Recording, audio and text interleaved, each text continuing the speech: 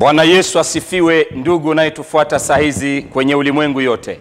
Praise God, brothers and sisters who are with us right now. Mungu akubariki na akutendee mambo makubwa. May God bless you and do great and mighty things in your life. Tunashukuru Mungu anaendelea tuchunga. We thank God who has continued to deliver us.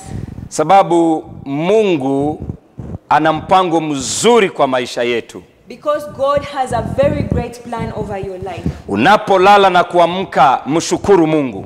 When you wake up, when you sleep and wake up, you should thank God. Sababu huyu Mungu kila saa anashughulika juu ya maisha yako. Because every second of your life, God is thinking and acting over your life. Ninakuletea tena habari njema. I am bringing to you good news. Kufunguliwa na roho ya kurudi nyuma. Being delivered and set free from the spirit of backwardness. Esprit ya retrogradation ama roho ya kurudi nyuma ni roho gani? What is the spirit of backwardness? Ni roho ambayo inakurudisha nyuma maisha. This is a spirit that makes you go backward in your life. Utakuta umebarikiwa, umefika mahali, lakini hii roho ikiingia inakurudisha nyuma tena. The minute you start building on yourself, then this spirit of backwardness pulls you backward. Ukiangalia kwa Biblia mwana mpotevu ama prodigal son, huyo mtoto alikuwa kwa baba yake, alikuwa vizuri, hiyo spirit ikamfanya atoke kwao na akaenda kuanza chunga nguruwe. You can see in the Bible, there's a story that describes about a son who was killed by pigs, and then that's the spirit of backwardness. No, this prodigal son. The prodigal son. He was good in their family with the dad doing well, but this spirit entered him. He lived that good life and he became start looking on the pigs. He started looking after pigs. Aha. Yes. Mwana mpotevu. A very good child. This prodigal son. This prodigal son. Mwana mpotevu. This prodigal son. Alitoka kwa nyumba ya baba yake. He left his father's house. Akaenda kwa nchi ya mbali. And he went far off in another land. Roho ya kurudi nyuma hiyo. The spirit of backwardness. Roho ya kurudi nyuma. The spirit of backwardness. Imetesa watu wengi sana. It has disturbed a lot of people. Lakini leo, but today, kwa jina la Yesu Kristo, in the name of Jesus, hiyo roho itashindwa. This spirit is going to be defeated. Tunaongea nukta 5. We are going to explain 5 things. Nukta ya kwanza. The first point. Roho ya kurudi nyuma ni nini? What is the spirit of backwardness? Nukta ya pili. The second point. Nini inafanya hiyo roho ikuje kwa mtu? What causes the spirit of backwardness to hit a person's life? Le cause yenafanya hiyo spirit ikuje kwa mtu ni nini? What is the cause of the spirit of backwardness? Nukta ya 3. The third. Matokeo ama makonsequence ya esprit ya kurudi nyuma ama retrogradation. Consequences of the spirit of backwardness. Nukta ya 4. The fourth. Namna gani uta experimenter deliverance yako? Comment experimenter ta deliverance? Utafunguliwa namna gani? How can one be delivered from the spirit of backwardness? Na nukta ya 5 na ya mwisho ni maombi. The fifth point, prayer points for the deliverance from the spirit of backwardness. Nasoma Samueli wa kwanza. We are reading from the book of 1 Samuel. Samueli wa kwanza sura 4. 1 Samuel chapter 4. Mstari wa 18 verses 18 mpaka 21. Up to 21. Na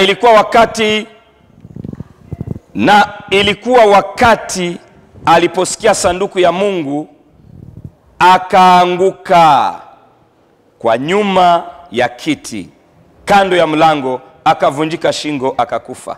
Kwa maana alikuwa mzee na mzito, naye alikuwa mwamuzi wa Israeli kwa miaka 19. Mkwewe, mke wa Finehashi, alikuwa mimba karibu ya kuzaa. Na wakati aliposikia habari za kukamatwa kwa sanduku ya Mungu na ya kwamba mkwewe na mume wake wamekufa, akainama akazaa, kwa maana uchungu wake ulimfikia. 12 ama 20. Hata ilikuwa katika kufa wanawake walisimama karibu naye Wakamwambia, usiogope, maana umemzaa mtoto mwanamume. Lakini hakujibu wala hakunena chochote. 11, akaita mtoto Ikabodi, akisema, utukufu umeondokea Israeli, kwa sababu sanduku ya Mungu imekamatwa, na kwa sababu mkwewe na mumewe, kwa sababu ya mkwewe na kwa mume wake. Amina. The book of 1 Samuel chapter 4 from verses 18 to 21 reads, Then it happened, when he made mention of the ark of God, that Eli fell off the seat backward by the side of the gate, and his neck was broken, and he died. For the man was old and heavy, and he had judged Israel 40 years. Now his daughter-in-law, Phinehas his wife, was with child, due to be delivered, and when she heard the news that the ark of God was captured, that her father-in-law and her husband were dead, she bowed herself and gave birth, for her labor pains came upon her. And about the time of her death, the women who stood by her said to her, Do not fear, for you have been born a son. But she did not answer, nor did she regard it.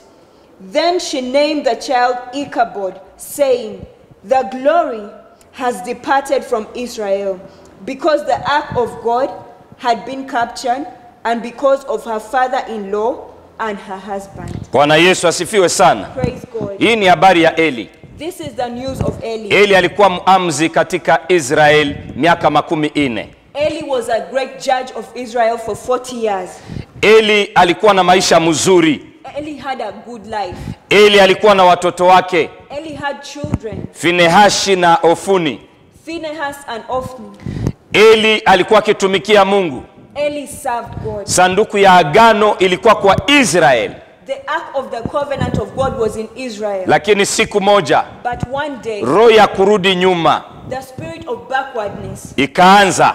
started. Wafilisti wakakuja The Philistines came na wakachukua sanduku ya agano wakaibeba. and they took the ark of the covenant. Roho ya kurudi nyuma The spirit of backwardness, inapokuja kwa maisha yako, when it comes into your life, unapoteza vitu.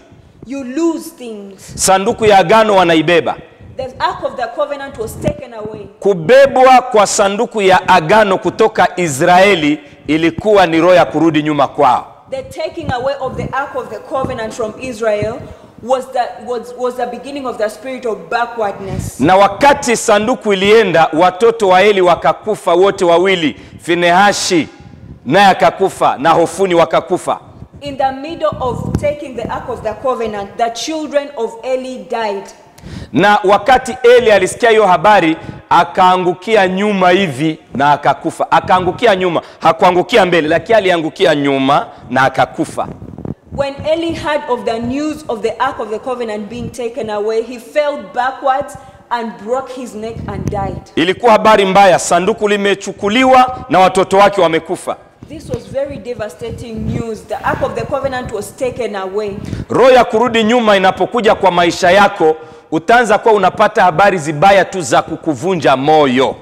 The spirit of backwardness is very bad in that it makes you receive only bad news that breaks your heart. Watoto wa Eli walikufa sababu Eli hakukuwa na washauria. Alikuwa naona wanafanya mabaya kwa kanisa kwenye madhabahu na akakaa kimya. Mungu akawaua. The children of Eli died because of what Eli did. Eli saw the sins that were taking place on the altar, but he refused to deal with the sin. That is why God came and allowed his children to be killed. Alikataa kushauria watoto wake. He refused to help their children better themselves. To counsel them, counseling. Counsel them. Hakuwashauria, akawaacha kwa makosa. He left them to do bad things. Mzazi, shauria watoto wako. As a parent, learn to counsel your children. Jua anaongeaka na watu gani kwa simu, nini mambo gani anakuwa kiko nafuata kwa simu hiyo, sababu hiyo simu pia inaweza muharibu. If you're looking at your children, check their phones, find out what is it they are looking at. What are those bad things they are looking at? If you find their bad things, cancel them and make sure they leave those things. Hata manguo ile wanavaa, ukiona anavaa vibaya, anza kumshauria. When it comes to dressing, if they are dressing bad, cancel them. Tell them to stop if they are dressing Hata bad. wale marafiki wanarafikiana nao, ukiona na marafiki mbaya, mshaurie. If they have bad friends, tell them to leave their bad friends. Cancel them out of it. Don't, Sababu akiharibika atakuwa mzigo wako. because it will be a problem to you. Ndio maana ninaombea kila mzazi, watoto wako Mungu awabariki kwa jina la Yesu. I am therefore saying, parents, may God bless you, those who have children. Kwa jina la Yesu Kristo. In the name of Jesus Christ. Na bibi ya Phineas, The wife of Phinehas, wakati alipata hiyo habari, when she heard of the news, alikuwa mjamzito, she was pregnant. akazaa mtoto, She gave birth. na huyo mtoto wakaita jina lake Ikabodi. She gave birth to a child called Ichabod. Ni Samueli wa kwanza 4:21. The book of 1 Samuel chapter 4 verses 12, Verse 21. verse 21. Akazaa Ikabodi. She gave birth to Ichabod. Roho ya kurudi nyuma The spirit of backwardness, inakufanya maisha yako ikuwe muikabodi. it makes your life get into Ichabod. Yani unarudi nyuma kabisa, utukufu inatoka. You're always drawing backward so badly. Ikabodi. Ichabod. Na kuombea kwa jina la I Yesu, am praying for you in the name Mungu akutoe kwa Ikabodi, May Jesus remove you from akulete kwa second glory, and bring you back to the second. kwa shakaina yako Shekina glory. May you receive the Shekinah. Na utukufu ya pili ni kubwa kuliko ile ya For kwanza. the second glory is very great. Hiyo roho ya kurudi nyuma itashindwa leo. The spirit of backwardness is dying today. Utakuta mtu alikuwa na mariage nakufa. If someone promises you marriage, that marriage proposal fails. Utakuta mtu alikuwa na kazi mzuri, kazi imekufa. Someone promises you a good job, that job gets lost. Ni roho ya kurudi nyuma. It's the spirit of backwardness. Mtu alikuwa na nyumba, sasa naanza panga, hakuna nyumba tena. A person once owned a house, but now they are renting. They lost their house. Ulikuwa na gari, sasa unarudi, hakuna gari tena. You used to drive yourself, but right now you don't have a car. Ulikuwa na pesa,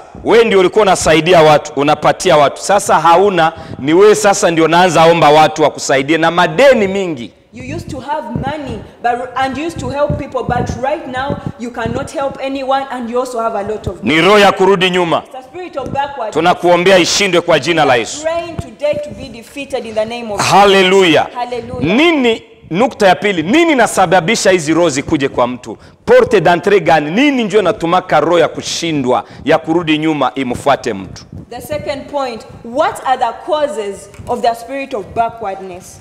Kitu cha kwanza kinasababisha hizo roho The first thing of this spirit ni kuasi sauti ya Mungu. is what causes this kind of spirit is disobeying the voice of God. Unapoasi sauti ya Mungu, When you refuse to obey the voice of God, unafungua mlango ya roho ya kushindwa kukuingilia. you've opened the door of this spirit of backwardness in your life. Samueli wa kwanza 15:23 The first book of Samuel chapter 15 verses 23 na Yeremia 15:6. and the book of Jeremiah chapter 15. 15 verses 6 Alafu Mwanzo 19 and Genesis 19 26. verses 26. Saulo alikuwa mfalme mzuri, Saul was a great king, lakini alipoasi Mungu but he refused to listen to the voice of God. alirudi nyuma na Daudi akachukua nafasi yake. He went backwards and David took over his throne. Bibi ya Loti The wife of Lot, aliangalia nyuma, she looked backwards akakuwa nguzo ya chumvi. and turned into a pillar of salt. Mungu hapendi watu wanaorudi nyuma. God does not like it when people go backwards. Ndio maana Mungu akusaidie usiasi sauti yake. That's why I'm praying so hard that you learn to listen to the voice of God. Samsoni alikuwa mtu wa nguvu sana. Samson was a great and strong man. Ni mtu aliua simba. He was a man who killed the lion. Ni mtu alichukua mfupa akaua Wafilisti wengi na mfupa tu. A man who killed 1,000 Philistines with one jawbone. Lakini alipoasi Mungu akatembea akapenda Delila, nguvu ilisha, wakamnyoa na akakufa mubaya. But he refused to listen to the voice of God, went and got married to Delilah. She ended up cutting his hair and his life ended up getting backwards. Vashti alikuwa malkia. Vashti was a great queen. Lakini juu ya kuasi walimfukuza na Esteri akachukua nyumba yake. But because of disobedience, she lost her seat and Esther took over her throne. Mungu hataki watu wanaomuasi. God does not like people who don't listen to his voice. Kitu cha pili kinafanya hiyo roho ikuje maisha ya mtu The second thing that makes people go backwards ni kurafikiana na watu wabaya wenye hawana maono, watu walioshindwa kwa maisha. is being friends with wrong people, hypocrites and failures. Ukirafikiana na watu walioshindwa kwa maisha hautaendelea. If you have people who have problems in their life, you can never move forward. Hallelujah. Amen. Hao watu watakushauria nini na wameshindwa? These kind of people will not take you anywhere with their problems. Sababu roho ya kurudi nyuma The spirit of backwardness, inakuconfuse, unapoteza hata destiny yako na mwelekeo yako. it confuses you. You have no hold of your own destiny. Na unajikuta unakuwa maisha yenye haupendi. You live in a life you do not like. Achana na marafiki fake. You have fake friends. Achana nao. Separate. Separate yourself from fake friends. Katika jina la Yesu In Kristo. the name of Jesus. Bwana Yesu asifiwe. Amen. Jambo la tatu, The third point inaleta hii roho kwa maisha ya mtu that causes the spirit of backwardness in a person's life ni kuishi mahali kwenye hakuna maendeleo, mahali pabaya, le miliere kile. is staying in a place that doesn't allow you to move forward. Mahali kwenye hakuna maendeleo. Staying in a place that does not allow you to move forward. Mungu amekubariki, God has blessed you, lakini unaenda unakaa fasi moja kwa village huko, wale watu ya village ndio wataanza kukuroga na wanakurudisha nyuma. but you go far off and live in a very funny place you're not supposed to live in. Hallelujah. Amen. Hiyo inarudisha maisha ya mtu nyuma. This is taking back a person's life. Jambo la 4 The fourth point ni kuzoea kwenda kunyumba ya wafumu, uchawi, unanawa madawa, mayani, bafumba na kuchanja chanja, kila kitu. Maisha ya uchawi inarudisha watu nyuma. consulting witch doctors and wizards. Ni mbaya sana. It's very bad. Jambo la 5 linarudisha watu nyuma. The fifth thing that brings people backward, Maisha ya uasherati. living a life of sleeping with prostitutes. Unalala na wanawake, haujui historia yake, haumjui ni nani, unamkuta tu ni kahaba ale mara moja. Bibi, dada, unalala na mabwana tu, haumjui ni nani. Biblia inasema mwamejiunga na kahaba, wamekuwa mwili mmoja. Hiyo itakurudisha nyuma. Wakorintho wa kwanza 6:16 hadi 20. With this kind of life, if you're a man, you're always sleeping around with women. If you're a woman, you're always sleeping around with men. The word of God in the first book of Corinthians, chapter 6, verses 16 says, if you sleep with a harlot, you become one in spirit. So sleeping around with people causes a spirit of backwardness with harlots. Utakuta wewe kwako hauna hiyo roho na haiko kwenu. Yule mtu molienda lala naye anakupatia ile roho. You may not have the spirit of backwardness, but because you join your spirit, you sleep with the harlot, you sleep with a person who has that spirit, you end up getting it in your body. Jambo la 6 linaleta hii roho kwa mtu ni lahana. The sixth thing that brings or causes the spirit of backwardness is curses. Na jambo la 7 And the seventh point ni kuoa vibaya ama kuolewa vibaya na watu wale ambao unafuata faida fulani, haikuwa mpango yako. Ndoa mbaya inafanya kwamba maisha ya mtu irudi nyuma. Unaoa mtu hana maono ama unaolewa na mtu mwenye hana maono juu ya kufuata tu influence fulani. is marrying a wrong person. In most cases, marrying a person with no vision can bring you backwards. It pulls you backwards. Marrying a person who is not your destiny partner brings a spirit of backwardness in your life. Ndio maana wale ambao hawajaoa ama mjaolewa, tunawaombea kwa jina la Yesu Kristo, msioe wrong people, msiolewe na wrong people. Mungu awafunue macho, awapatie watu wazuri kwa jina la Yesu Kristo. Na wenye mlishaoa na kuolewa, mvumiliane tu basi. That's why we are praying that you marry, those who are single, that you marry the right people. Because if you marry the right people, you live the good destiny. But if you marry the wrong person, then you live in a bad destiny. Na nukta ya 8 sasa ama ya 9 ni kutokuomba Mungu ama kutokusogelea Mungu. The eighth point is not praying and fasting. Na uende mkanisa. You don't even go to church. Hausogelee watu wa Mungu. You don't want to consult the people of God. Maisha ya upagani kabisa inafungua roho ya kurudi nyuma kwa maisha. Shetani akikushambulia atakuweka chini kabisa.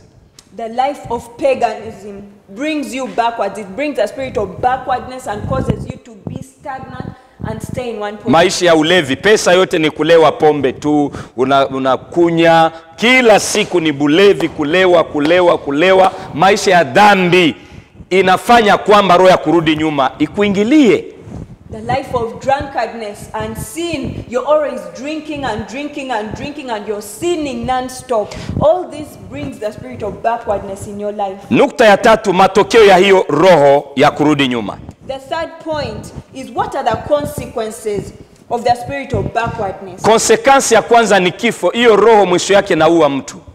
The first consequence is that it brings premature death. Unaangalia Eli, when you see Eli, alipopata hizi habari mbaya hakuvumilia, kama ni tansio kama ni nini, mzee wa watu ikamwangusha nyuma akakufa. Roho ya kufa. When he received the news about the Ark of the Covenant being taken away, I don't know if it's tension or pressure, he just lost control, fell backwards and broke his neck and he died. Ni roho mbaya sana, tunakuambia sikupate kwa jina la Yesu na usikufe mapema. This is a very bad spirit. We pray that it doesn't catch you or ever enters your life at all.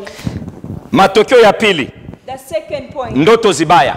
Bad dreams. Unaanza lota mbaya, unarudia kushule, kuprimere, kulisoma zamani, unavala uniforme ya shule, unarudia mu village, unaanza cheza michezo za kitoto mundoto, uko na nyonyesha ama bana kunyonyesha weye, bana kubeba kumugongo tena kama bebe, mandoto moya za ajabu, unalota wafu, ni roho ya kurudi nyuma.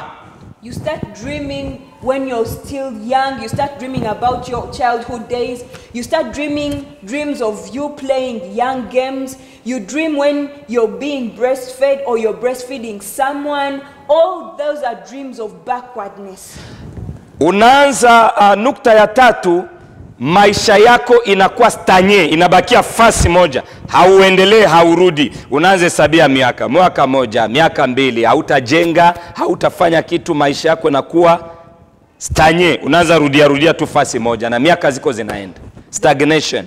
The third point is stagnation. You can't move forward, you can't move backwards. You're just within the same place. 1 year, 2 years, 3 years, 40 years pass by and you're still in the same place. That's the consequence of the spirit of backwardness. Ya ine, inafanya vitu yako anze chelewa. The fourth one is delay. Ya tano, the fifth one, utajikuta uko mu maisha yenye haupendi. You live in a life you do not want. Kenye ulisomeaka uko na mabarua mzuri lakini hakuna kazi, unajikuta uko nafanya kazi yenye haukusomea, uko munyumba yenye haupendi, uko mu maisha yenye haupendi. You studied well, you have good papers, you have good qualifications, but you're doing something very different from your qualification. Ya sita, the sixth one, utaanza kupoteza maopportunite za maana. Unapofuata kope ama deal fulani unaifuata, ile saa ya mwisho juu kitu ikuwe mzuri sasa ufurahi uguse hivi, binavorte, binakufa vile. You start losing opportunities with great people, opportunities of great businesses. You start losing all of them. And then you build on some projects, but at the very point of breakthrough, you fail, you lose everything. Unapoteza franga, wanakuiba, inapotea kunyumba, simu, inapotea, vitu, vinapotea. Yani, unaanza poteza maopportunite. You get money, you lose it. You get a new phone, it's taken away. You get things, you lose all of them. All that is the spirit of backwardness. Ukipata tu pesa, ndio shida kubwa inakuja juu ukimaliza ile pesa. You get a lot of money, but a bigger problem, bigger than that money, comes and finishes all that money, and you lose all. Matokeo ya 7 ni umaskini. The seventh point is poverty. Matokeo ya 8 ni kukosa ndoa, hakuna kuoa. Unaona mtu miaka 13, 14, 15, iko tu peke yake, hakuna ndoa, mariage, hakuna separation na divorce. The 8th point is lack of marriage, divorce, and separation. You don't have children. Maybe you are married, you don't have children, you end up losing your marriage. Ya kenda ni utasa. The 9th one is barrenness. Na ya 10, unakuwa unapoteza watu ya maana. Batakuwa mbele yako tu ni watu biko fake. The 10th one is losing important connections. You just begin being rejected. You're rejected all throughout. No one wants to do anything with you because they don't see any value in you. Nukta ya 4. The 4th point. Utafanyaje juu ufunguliwe? How can you be delivered from the spirit of backwardness? Ya kwanza, jitambue. The first one, do a deep research about. Fanya research juu ya maisha yako, ngambo ya baba yako, ngambo ya mama yako, wewe mwenyewe jitambue na utubu na urudi kwa Mungu. Research about your destiny. Look at your foundation. Check your mother's side, your father's side. If after finding out, then go into repentance. Mwana mpotevu alipojitambua akakubali kutoka ile nchi ya mbali kwa alikuwa anachunga nguruwe, akarudi kwa baba yake. A prodigal son. Yes. When the prodigal son came back to his senses, when he was living in the far off land, remember he was feeding pigs, but he remembered who he was. He came back to his father and he repented and asked for forgiveness. Na Mungu atakusaidia. And God is going to help you. Ya pili ni kutubu na kuacha dhambi. The second one is repenting and staying away from sin. Ya tatu ni kuishi maisha ya maombi. The third one is living a life of prayer na mafungo. Prayer and fasting. Ya 4, the fourth, ambatana na watumishi wa Mungu na kanisa ya mzuri na watu walioendelea. Connecting with servants of God, with a good church, and also with people who will take you far in life. Ya 5, the fifth one, anza kujitabiria maneno mazuri we peke. Ishi maisha ya imani. Maana Biblia inasema mwenye haki ataishi kwa imani. Waebrania 10:38. Living the life of faith. The book of Hebrews chapter 10 verses 38 says, the righteous shall live by faith. So you should live the life of faith. Na nukta ya mwisho, tumika sana kwa bidii na utie Mungu mambo yako yote, utafaulu na kusonga mbele tena. The last point is work very hard. If it's a job, if it's the work of God, give it your best and work very hard. Tunaingia kwa maombi. We are going to enter into praying ya kufunguliwa. Of being delivered. Na maombi ya kwanza. The first one. Kila roho ya kushindwa, ya kurudi nyuma kwa maisha yangu iliyoniingilia ishindwe katika jina la Yesu Kristo. Every spirit of backwardness in my life that is following me, catch fire and die. Release my destiny in the name of Jesus. Maombi ya pili. The second prayer. Kila kamba nyeusi inayofunga maisha yangu, inayoonekana wala haionekane, hiyo kamba inayonifunga juu nisiende mbele, ikatike kwa jina la Yesu Kristo. Every rope of backwardness which I can see or cannot see, I disconnect my destiny from you right now in the name of Jesus Christ. Maombi ya tatu. The third prayer. Nguvu zote za giza zinazofunika maisha yangu nisione baraka yangu, ikiwa zinatoka kwa familia langu, upande wa baba ama upande wa mama ama kwa marafiki ama kwa maisha yangu, hizo nguvu za giza zishindwe kwa jina la Yesu Kristo, ziniache na nitasonga mbele. Every powers of darkness, of the spirit of backwardness, coming from my foundation, coming from my mother's side, from my father's side, who are fighting my destiny, I command you to release my life, catch fire and die in the name of Jesus Christ. Biblia inasema kwa wimbo ulio bora, sura 2 mstari wa 15, muashike wale mbweha wadogo wadogo wanaoharibu mizabibu. Kila mbweha wadogo wadogo, kila mashida, uchawi, marafiki ama source yote ya problemu ya kunirusha nyuma maisha yangu, nimeishika na kuituma kumoto na kuichoma, ishindwe kwa jina la Yesu Kristo aliye hai. According to the book of Songs chapter 2 verses 15, every little foxes who are destroying my vines, my blessings, my destiny, die in the name of Jesus Christ. Nimetangaza tangu saa hizi na nimekiri, Sitarudi nyuma tena, bali nitasonga mbele, nifikie mpango wa Mungu na nitimize destiny yangu. Nitaishi kwa jina la Yesu Kristo. Amen. I decree and declare from now on, I shall go forward. I will never move backwards in the name of Jesus Christ. I am moving from glory to glory in the name of Jesus Christ. Bwana akubariki. May God bless you.